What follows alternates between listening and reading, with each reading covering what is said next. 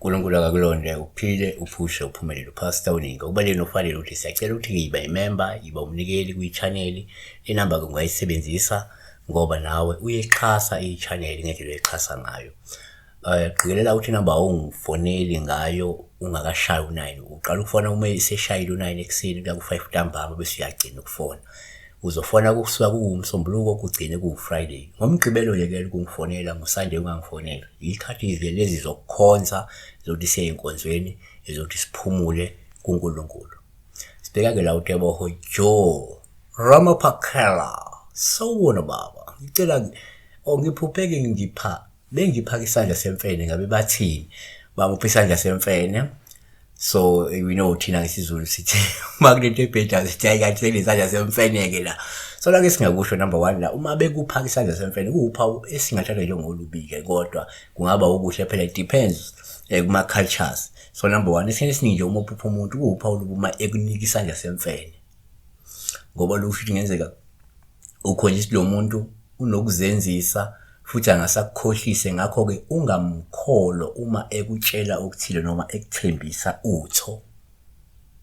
Sikhuluma la ngomuntu. Number 3, kwesinye isikhathi uma ngenzeka uphupha umuntu uphawu lubi uma ekunika isandla semfene, lungasho ukuthi ngenzeka ukhonjiswa kumele umqaphele lo muntu ngoba uyingozi futhi angase akulimaze noma akulimazise ngomthakathi amsondeza kuwe. 3, kuyenzeka futhi uma uphupha umuntu ube uphawu lubi uma ekunika isandla semfene, lusho ukuthi kungenzeka ukhonjiswa ukuthi kubalulekile uba umqaphele lo muntu omethembayo ngenxa yokuthi uzama ukuheha nokusondela kuwe ngobuqili namanga nenkohliso, yabona.